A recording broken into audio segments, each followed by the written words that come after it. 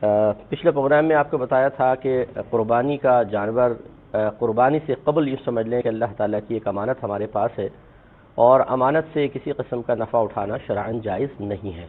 لہٰذا اس قربانی کے جانور کی اون وغیرہ بیچ دینا، یا اگر اونٹ وغیرہ ہے تو اس پہ سواری کرنا یا بچوں کو سوار کرانا، اس طرح حظ نفس حاصل کرنا، یا دودھ وغیرہ نکال لینا اور پھر اس کو ذاتی استعمال میں لینا، یہ سب ممنوع ہوگا۔ بہتر یہ ہے کہ اگر خدا نخواستہ اس طرح نادانستہ طور پہ کچھ فوائد حاصل کر لیے ہوں تو ہم اپنے پاس سے اس کی کوئی قیمت مقرر کریں، اپنے اطراف میں معلوم کر لیں۔ جیسے مثلا گائے کا دودھ کتنے روپے کلو ملتا ہے، جتنا نکالا تھا اندازہ کریں 1 کلو ہوگا، 2 کلو ہوگا، اس سے زیادہ کے ہی پیسے صدقہ کر دیں۔ اسی طرح اون کے روئی کے پیسے صدقہ کر دیں، اور یوں ہی اگر اونٹ کو سواری کا ذریعہ بنایا تو ایک چکر میں کتنے پیسے اگر اونٹ والا ہوتا لیتا، اس طرح اندازہ کر کے تھوڑا بہت صدقہ کر دیجئے تاکہ ہماری وہ قربانی خالصتاً اللہ کی بارگاہ میں پہنچے۔ اس طرح ثابت نہ ہو کہ ہم نے قربانی سے قبل اس سے کچھ نفع حاصل کر لیا۔ ہاں، قربانی ہو جانے کے بعد پھر وہ جانور مکمل طور پہ ہمارا ہے، اب ہم اس کو استعمال کر سکتے ہیں۔ قربانی کے لیے مخصوص دعائیں آپ نے دیکھی ہوں گی کہ وہ قریب کھڑے ہو کے دعا پڑھتے ہیں اور کہ اس کو منسوب کرتے ہیں حضرت ابراہیم علیہ السلام کی طرف۔ اس طرح دعا پڑھنا کوئی فرض یا واجب نہیں ہے، پڑھ لیں تو بہت اچھی بات ہے۔ اسی طریقے سے جن لوگوں نے قربانی کا کہا ہے ان کے باقاعدہ نام ذکر کرنا، یعنی پرچے پہ لکھ کر بعض اوقات نام ذکر کرتے ہیں، اس کی بھی کوئی حاجت نہیں ہوتی ہے۔ ہاں، یہ ضرور ہے کہ جو وہاں پر ایک منتظم موجود ہے یا وکیل جیسے ہوتا ہے جس کو آپ نے امانت سپرد کی ہے کہ آپ قربانی کروا دیجیے گا، تو ایسا اگر کوئی ہو تو اس کو ضروری ہے کہ وہ کم از کم اپنے دل میں اس کی نیت کو حاضر کرے گا کہ میں کس کس کی طرف سے یہ جانور قربان کر رہا ہوں، تو نیت حاضر کر لیں اور اس وقت پھر نام وغیرہ ذکر کرنا کوئی لازم نہیں رہتا۔ لیکن اگر کسی جگہ ایسا معمول جاری ہو تو پھر اس کے خلاف بھی جان بوجھ کر نہیں کرنا چاہیے کہ آدمی یہ کہے کہ جی میں تو ان کو مسئلہ سکھانا چاہتا ہوں، لہٰذا آپ چاہے بلند آواز سے قریب کھڑے ہو کے نام لیتے ہوں، آج سے یہ نام نہیں ہوگا کیونکہ ہم نے مسئلہ سن لیا ہے کہ دل میں نیت کا ہونا کافی ہے۔ اس لیے مسئلہ یہ ہوتا ہے، مسئلہ اس میں یہ ہوتا ہے کہ جب آپ ایک مشہور چیز کو چھوڑتے ہیں جو لوگوں کی ایک عادت بن چکی ہے تو لوگ وحشت میں مبتلا ہوتے ہیں۔ سب کو مسئلے معلوم نہیں ہوتے، وہ سمجھیں گے شاید ہماری قربانی نہیں ہوئی جی، نام نہیں لیا۔ اس لیے بہتر ہے کہ جو عرف رائج ہو، اگر وہ خلاف شرع نہ ہو تو اس کی رعایت کر لی جائے۔ چنانچہ اگر کہیں پر اس طرح نام لینے کا رواج ہے تو لینے میں بھی کوئی حرج نہیں ہے۔ پہلے کالر منتظر ہیں، کال لیتے ہیں، پھر انشاءاللہ میں جب آواز کا سلسلہ جاری رکھوں گا۔ السلام علیکم۔ وعلیکم السلام، مفتی صاحب کیا حال ہے؟ ٹھیک ہے جی بھائی جان، فرمائیں۔ عمر انصاری بات کر رہا ہوں۔ میرا سوال یہ ہے کہ میں قربانی اپنے نام سے کر رہا ہوں تو مجھے بال وغیرہ کٹانے سے مونچھوں کے بال تھوڑے بڑے ہو گئے، تو شرعی لحاظ سے میں ابھی اس کو کٹوا سکتا ہوں یا مجھے بھی چھوڑ دینا چاہیے؟ اور بس یہی سوال ہے۔ میں انشاءاللہ عرض کرتا ہوں۔ ایک اور کالر ہے، السلام علیکم۔ وعلیکم السلام ورحمۃ اللہ وبرکاتہ۔ مفتی صاحب جی فرمائیں۔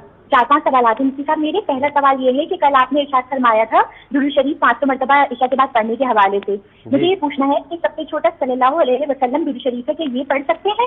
اور دوسرا سوال یہ ہے کہ نماز کی کتاب میں نے پڑھا ہے کہ نماز کے دوران اگر جوڑا باندھا ہوا ہو تو نماز مکروہ ہو جاتی ہے اس سے، تو اگر ہم جوڑا نہ باندھیں تو چوٹی تو نظر آتی ہے، ستر نمایاں ہوتا ہے، تو کیا جوڑا باندھ کے پڑھ سکتے ہیں؟ اور تیسرا سوال یہ ہے کہ وضو اور غسل کے دوران کیا آنکھوں میں پانی ڈالنا ضروری ہے؟ اور اگلا سوال ہے قرض حسنہ سے کیا مراد ہے، کسے کہتے ہیں قرض حسنہ؟ اور آخری سوال یہ ہے کہ سنت کے مطابق کس نماز میں کتنی قرات کی جائے، اور سری اور جہری رکعتیں کون کون سی ہوتی ہیں یہ بتا دیجیے گا۔ ٹھیک ہے، اور بس جزاک اللہ خیر۔ اللہ میں انشاءاللہ عرض کرتا ہوں۔ ایک کالر اور ہے، السلام علیکم۔ وعلیکم السلام، مفتی اکمل۔ ہاں جی بولیں۔ میں منگل کے دن 1 گھنٹے کا اعتکاف کرتی ہوں درود ابراہیم کا، تو یہ جائز ہے اللہ کی رضا کے لیے؟ درود ابراہیم کا اعتکاف؟ ہاں اعتکاف 1 گھنٹے کے لیے بیٹھتی ہوں اور 313 بار درود ابراہیم ہی پڑھتی ہوں میں۔ تو بہن وہ درود ابراہیمی کا اعتکاف تو نہیں ہوا نا، اس کو آپ اپنے پاس سے ٹرم نہ بنائیں اس کی۔ چلے میں بتاتا ہوں بہرحال۔ اور کوئی کویشچن؟ ہاں دعا میں یاد رکھیے گا جی انشاءاللہ، بہت پریشانی میں دعا میں یاد رکھیے۔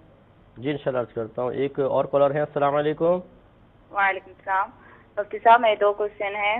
جی۔ ایک پہلا کوشچن یہ ہے کہ ایک آدمی کے پاس کچھ تولہ سونا تھا، اس کی ایک بیٹی تھی اور وہ کماری تھی۔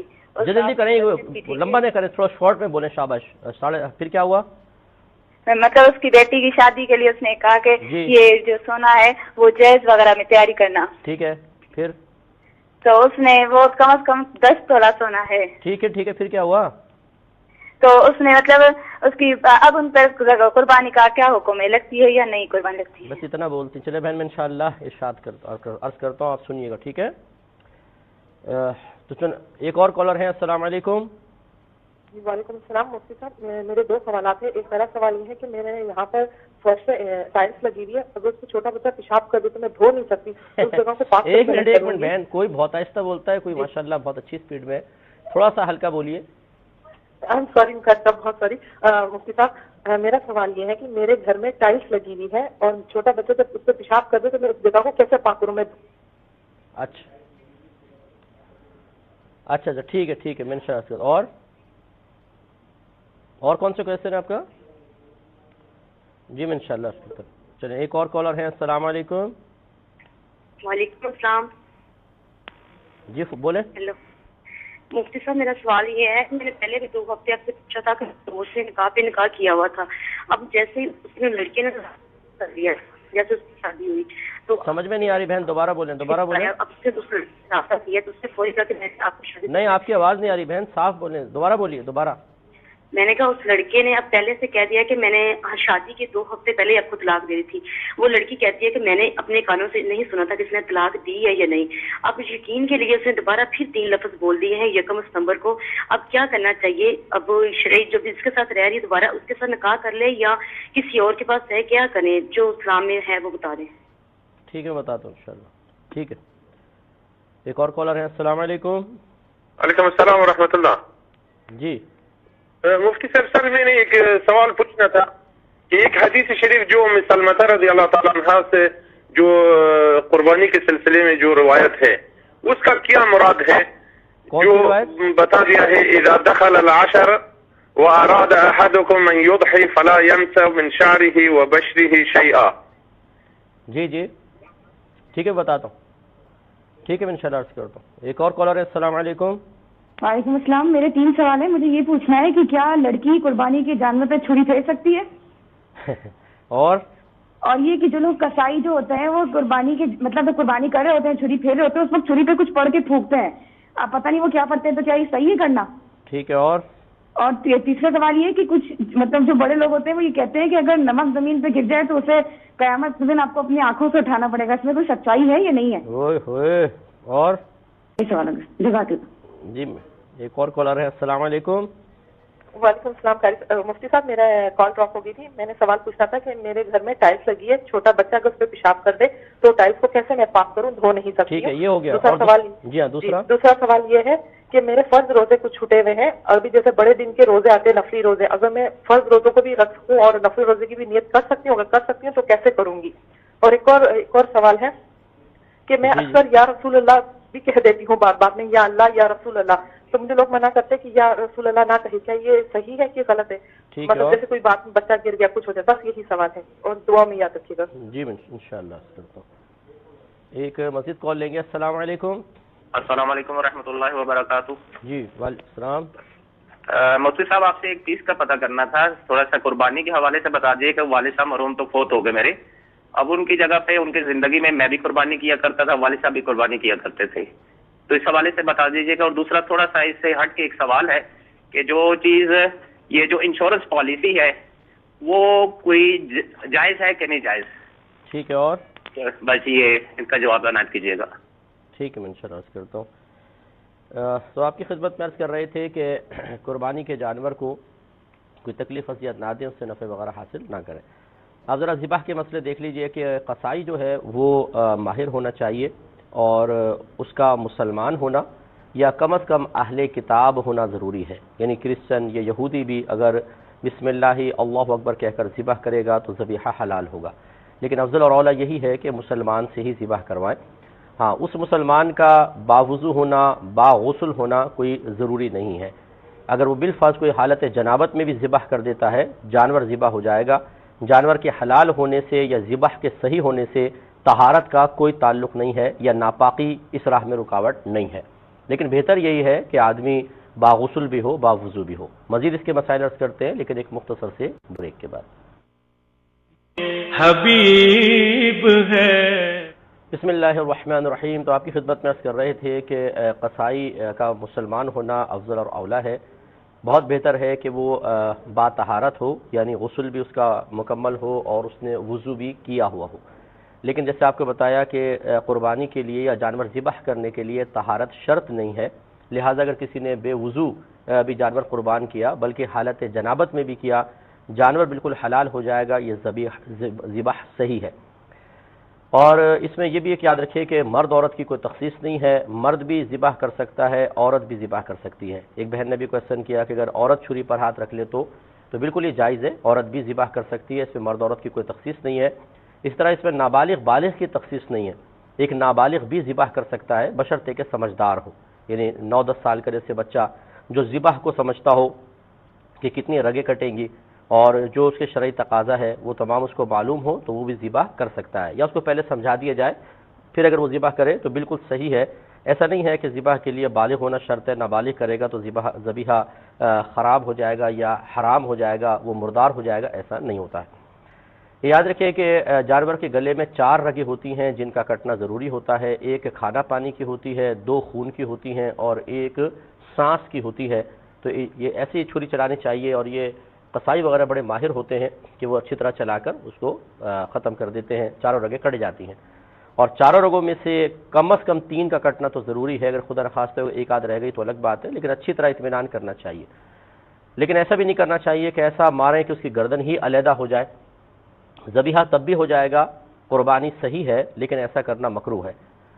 تو اس لیے ایک لمٹ تک لے کر جائیں، لیکن اس اطمینان کے ساتھ کہ 4 رگیں کٹ جائیں. اور کاٹتے ہوئے اب اس کا طریقہ میں تھوڑا سا کر دیتا ہوں کہ جانور کو اس طرح گرائیے اس کے الٹے پہلو پر، اگر پاسبل ہو تو الٹے پہلو پر گرائیں اور اس کا چہرہ جو ہے کعبۃ اللہ کی طرف کر دیں. اگر اس رخ پر ایسے رخ پر ہے کہ آپ گرائیں سیدھی جانب ہو جائے تب بھی ٹھیک ہے کہ اس کا چہرہ آپ کعبۃ اللہ کی طرف کر دیں. ویسے بائیں پہلو پر اگر گرائیں تو زیادہ بہتر ہوتا ہے.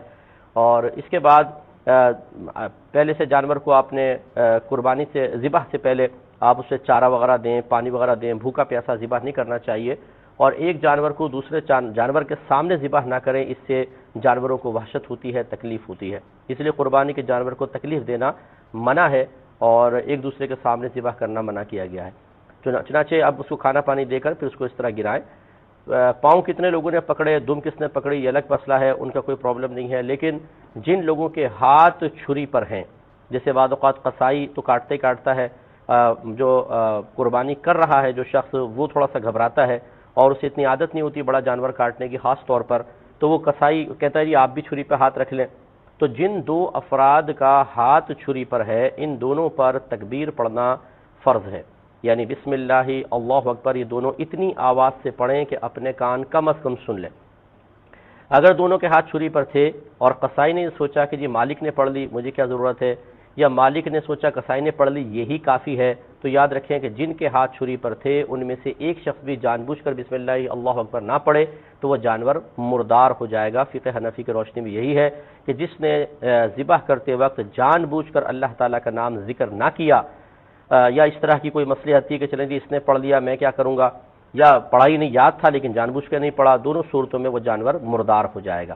اس لیے اتنی آواز سے پڑھنا ضروری ہے، اتنی آواز سے تکبیر کہنا ضروری ہے کہ آپ کے اپنے کان اپنی آواز کو سن لیں. لیکن جیسے میں نے آپ کو بتایا کہ جتنے لوگوں نے پاؤں پکڑے ہوئے ہیں یا دم پکڑی ہوئی ہے سب پہ یہ تکبیر لگانا لازم نہیں. جو فعل ذبح میں شریک ہیں ان 2 کا، یا ایک آدمی ہے تو ایک کا بسم اللہ اللہ اکبر با آواز بلند کہنا ضروری ہوتا ہے. تو تیز چھری سے کریں، ایسا نہیں کہ بھونٹی چھری ہو تھوڑا سا کاٹ دے اور پھر بیچارے کو تکلیف ہو. اچھی طرح تیز کر کے پھر ذبح کریں اور 4 رگیں کٹ جائیں، اس کا اطمینان کریں. اس کے بعد ذرا جانور کی روح نکل جانے دیں. بعض اوقات قصائیوں کو جلدی ہوتی ہے، بھی جانور ہل رہا ہوتا ہے وہ کاٹنا شروع کر دیتے ہیں، خصوصاً بکروں میں. تو ایسا نہیں کرنا چاہیے، تھوڑا سا ویٹ کریں تاکہ اس کی روح مکمل طور پہ نکل جائے. اس کے بعد کھال کاٹنا شروع فرمائیں. بعض لوگ اونٹ بھی ذبح کرتے ہیں. ویسے تو اونٹ میں نحر ہوتا ہے، یعنی اس طرح کہ اس کو کھڑا کر دیں، پھر اس کا ایک سیدھا گھٹنا جو ہے اس سے رسی باندھ کر نیچے ایک پائے وغیرہ کے ساتھ باندھ دے تاکہ وہ ہل نہ سکے. اور پھر ایک چاقو ٹائپ ہوتا ہے اس طریقے کا تکون سا ہوتا ہے جس کے دونوں جانب میں دھار ہوتی ہے، اور یہ بڑی مہارت چاہیے. اس کے جو یہ لبلبا کہلاتا ہے گلے کا نچلا حصہ، اس میں اس طرح تیزی سے مارتا ہے بسم اللہ اللہ اکبر کہہ کر، اور پھر یوں دائیں بائیں کرے گا تو اتنا تیز ہوتا ہے کہ اندر کے رگے سب کاٹ دیتا ہے. اور وہ بلڈ اس کا نکلتا ہے اور پھر تھوڑی دیر بعد جب وہ نڈھال ہو کے گر جاتا ہے تو بس پھر وہ یہ ذبیحہ کمپلیٹ ہو گیا، یعنی اس میں گردن کاٹنا نہیں ہوتا۔ اونٹ میں نہر کرنا، اس کو فعل نہر کہتے ہیں، نہر کرنا افضل ہے، اور عام جانوروں کے اندر ذبح کرنا افضل ہوتا ہے، یعنی گردن کاٹنا۔ اگر کسی نے برعکس کر دیا تو یہ ہے تو جائز، لیکن عام جانوروں میں مکروہ ہے کہ ان کو تکلیف ہوگی اور صحیح طریقے سے ہو نہیں سکیں گے، ان کی گردن کی شیپ ایسی ہوتی ہے، اونٹ کی ایسی ہوتی ہے کہ وہ آرام سے اندر چھری چل جاتی ہے۔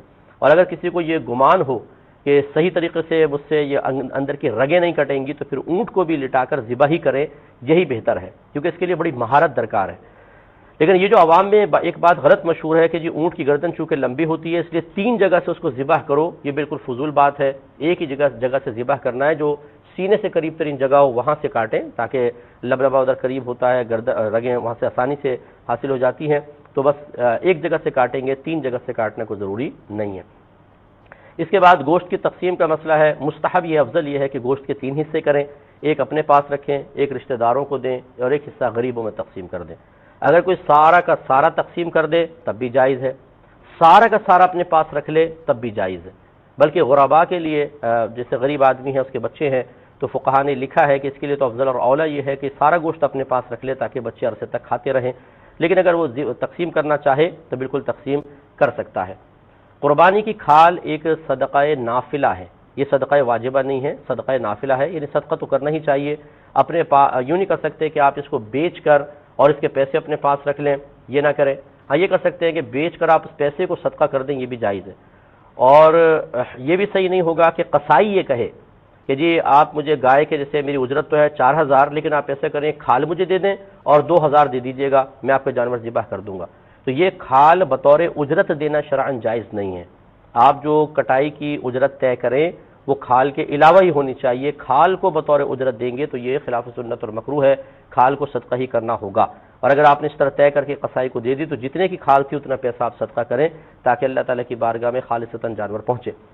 اور یہ کھال جیسے میں نے بتایا کہ صدقہ نافلہ ہے، تو جتنے بھی صدقات واجبہ ہوتے ہیں جیسے زکوٰۃ ہے، فطرہ ہے یا منت پوری کی ہے آپ نے، ان میں کسی شرعی فقیر کو مالک بنانا ضروری ہوتا ہے۔ ڈائریکٹ ایسی جگہ نہیں لگا سکتے کہ جہاں کوئی مالک نہ بنے، جیسے مسجد کی تعمیر میں لگا دینا یا مطلب مدرسہ بنا دینا یا کفن دفن میں استعمال کر لینا، یہ صدقات واجبہ میں جائز نہیں ہے، لیکن صدقات نافلہ میں سب چیزوں کی اجازت ہوتی ہے۔ اسی طرح صدقات واجبہ ماں باپ، دادا دادی، نانا نانی، بیٹا بیٹی، پوتا پوتی، نواسا نواسی، شوہر بیوی کو، بیوی شوہر کو اور سید کو نہیں دے سکتے ہیں، لیکن صدقات نافلہ میں عام اجازت ہے، جس کو چاہے دیں، سید صاحب کو دے دیں، آپ اپنی اصول کو دیں جن کی نسل سے آپ ہیں، اپنی فروع کو دیں جو آپ کی نسل سے ہیں، شوہر بیوی کو، بیوی شوہر کو دے سکتی ہے، لیکن یوں نہ کریں کہ بیوی ایک بکرا بیوی کا، ایک آپ کا یہ کھال تیری اور یہ کھال میری اور اپنے گھر میں رکھ لیں، یہ مناسب نہیں ہے، کھال صدقہ ہی کریں۔ لیکن اگر بیوی حاجت مند ہے تو بہرحال شوہر کھال اس کو صدقہ یعنی تو فتن دے سکتا ہے، صدقے کی نیت کر کے دے سکتا ہے۔ بہتر یہ ہے کہ آپ کسی غریب آدمی کو دے دیجئے، یا جیسے کھالے جمع کرتے ہیں تو ان کو آپ دے دیں، تو چونکہ صدقات نافلہ ہے ڈائریکٹ مسجد میں بھی لگ جائے گا، اس سے کوئی سبیل وغیرہ بنانا چاہیں اور کوئی چیز اس کو بیچ کر اس کا استعمال کرنا چاہیں، جیسے ہاسپٹلز وغیرہ میں زکوٰۃ دے دیتے ہیں، یہ بالکل صحیح ہے۔ بعض جگہ گن پوائنٹ پہ کھالیں لی جاتی ہیں، میرا ہمیشہ مشورہ ہوتا ہے کہ قربانی کی کھال کے بجائے اپنی کھال کی حفاظت کریں، یہ زیادہ بہتر ہے۔ بعض لوگ کہتے ہیں کہ اگر ہم کسی ایسی جگہ کھال کوئی زبردستی ہم سے لے جاتا ہے جہاں ہمیں ایسا محسوس ہو رہا ہے کہ مناسب نہیں ہے، تو کیا یہ ہماری قربانی ہو جائے گی؟ کہ آپ کی بالکل قربانی ہو جائے گی، اس کا کوئی مسئلہ نہیں ہے، اور ہمارا مشورہ یہ ہوگا کہ لڑائی جھگڑا وغیرہ نہ کرے، یہ مناسب نہیں ہوتا ہے۔ بعض ایسے ہوتے ہیں کہ مطلب اوپر سے کوئی آرڈر نہیں ہوتا، اپنے طور پہ کچھ لوگ ایسا کر لیتے ہیں کہ وہ شرارتیں وغیرہ کرتے ہیں، تو خواہ مخواہ لڑائی جھگڑے کا کوئی فائدہ نہیں ہے، کوئی گولی وولی چل جائے گی، کچھ ایسا مسئلہ ہو جائے گا، نقصان ہوتا ہے، تو آپ مطلب بہتر ہے کہ اس قسم کی سچویشن اگر آ جائے تو اس میں لڑائی جھگڑا نہ کریں، کھال دے دیں۔ لیکن اگر ایسا نہیں ہے تو پھر یہ کہ آپ جہاں آپ مناسب سمجھیں، جہاں آپ دیکھتے ہیں کہ آپ کے لیے ثواب جاریہ بھی ہو جائے، یا کوئی غریب سفید پوش ہے آپ کے محلے میں، وہ آپ کے کھال کو بیچ کر اس کو بیچارے کو پیسہ دے دے، یہ سب آپ کر سکتے ہیں۔ جوابات کی طرف آتے ہیں، ویسے تو مسائل اور بھی ہیں لیکن جوابات بہت سارے ہمارے باقی ہیں، پچھلے پروگرام کی بھی کچھ تھے وہ بھی میں لیتا ہوں۔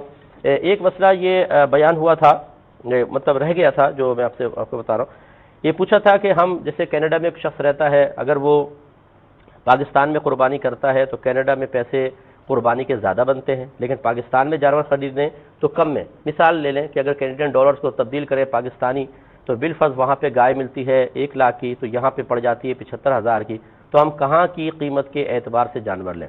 اس کا جواب میں تھوڑا سا دے چکا تھا، جلدی دیا تھا، اس لیے دہرا رہا ہوں کہ بہتر یہ ہے کہ جو آپ کے وہاں پر یعنی کینیڈا میں یا امریکہ UK وغیرہ میں جو جانور کی قیمت بنتی ہے، ایک قربانی کی قیمت بنتی ہے، کم از کم اتنی قیمت آپ یہاں بھیج دیں تو یہ زیادہ بہتر ہے اگر آپ وکیل بنانا چاہیں، تاکہ جتنا پیسہ آپ کو وہاں خرچ کرنا ہے اتنا ہی پیسے کا جانور آپ لیں۔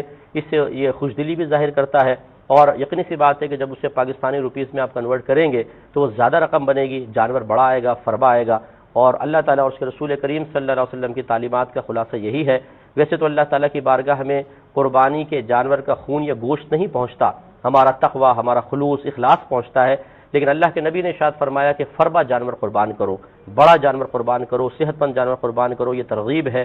تو لہذا خوشدلی کے ساتھ، اچھی قیمت کے ساتھ موٹا تازہ جانور ذبح کیا جائے تو ثواب کے زیادہ امکانات ہیں یہاں، تو اس لیے اپنے قیمت کا وہاں اعتبار کر لیں، وکیل یہاں کسی کو بنا دیں۔ ایک مختصر سا مزید بریک لیں گے، ہمیں یقین ہے آپ ہمارے ساتھ ہی رہیں گے۔